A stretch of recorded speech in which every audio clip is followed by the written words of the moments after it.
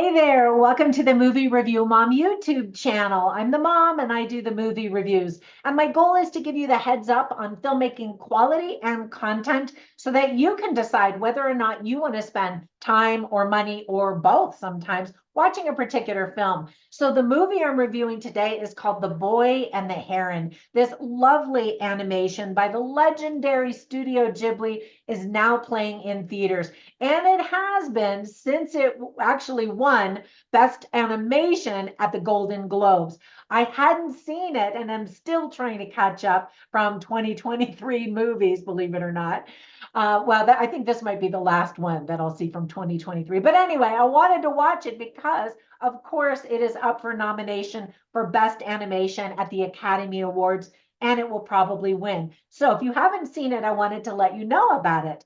The film is rated PG-13. It's 2 hours and 4 minutes, which is really a little bit too long, but I'll get to that in a minute. My overall movie review mom grade is an A-, which you'd think if it's going to win an Academy Award, which it probably will, I should be giving it an A, right? Well, I'll get to that in a minute as well. First, I'll give you an overview in a nutshell, and then I'll point out things I liked, things I didn't, tips for parents, themes worth talking about, interesting lines, funny lines, if there are any. I'm trying to remember if I wrote down some. I'll get to that. And recommendations for other films that I think you'll also really like if you like this one. All right, so let's kick off in a nutshell. Hayao Miyazaki is a master filmmaker, storyteller, and animation stylist. He also produced and wrote the screenplay for this movie. It's pretty hard to compete with excellence and his unique style.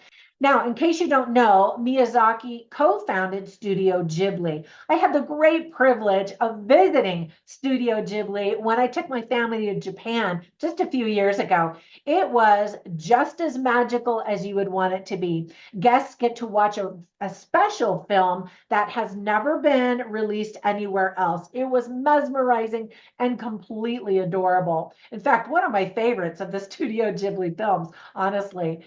One of my sons had been studying Japanese and is a professional animation artist for a video game company. So we were able to check off one of the things on his bucket list by visiting Studio Ghibli. It is rumored that this film may be Miyazaki's last. The story is about a young boy whose mother has died. He ventures into a mysterious world in search of peace, meaning, and his mother. And I wonder if that storyline has to do with his age as he's aging and maybe the last message he wants to leave with the world. I don't know. I don't know how his health is. And I hope it's not his last film, but in case it is an appropriate swan song.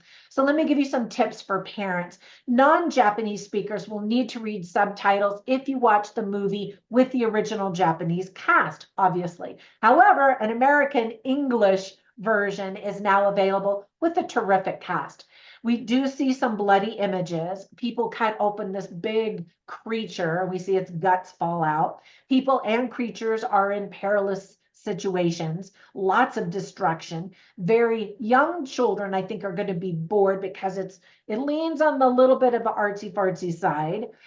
Some images might actually be disturbing for young children. The story is fairly dark, and then there's some smoking. So parents, just know that's kind of what you're going to be looking at if you have your kids watch this movie. Some of the themes that are illustrated very well are trust, family, legends, myths, World War II, courage, truth, the human spirit.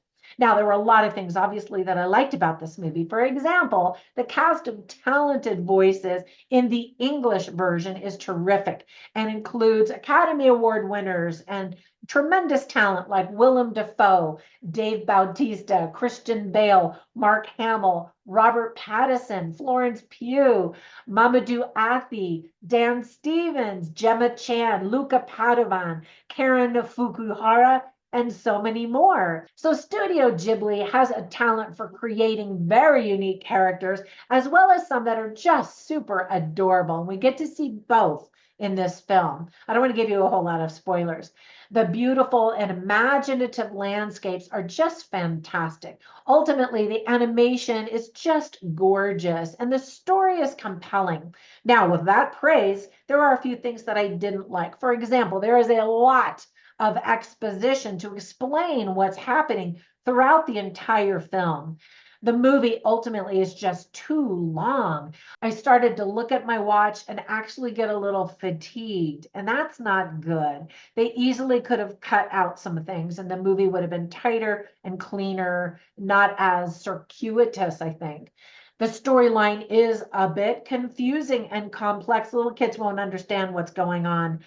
The boy doesn't have a compelling personality, this protagonist, and we don't get to see a lot of character growth in him. And that kind of surprised me. He just simply endures these crazy experiences. Now, while I watch movies, I write down interesting lines and funny lines simply so I can share them with you so you get a taste of the dialogue. So one of the characters is Sochi Maki, and this character says, Mahito has turned into a parakeet. So Mahito is this main character, this little boy. That's what they call him in Japanese. So we see these various characters, humans as well as creatures. Some of them are normal, like birds and characters, pelicans and herons, and then some of them are creatures. Anyway, so the gray heron says, take your shot.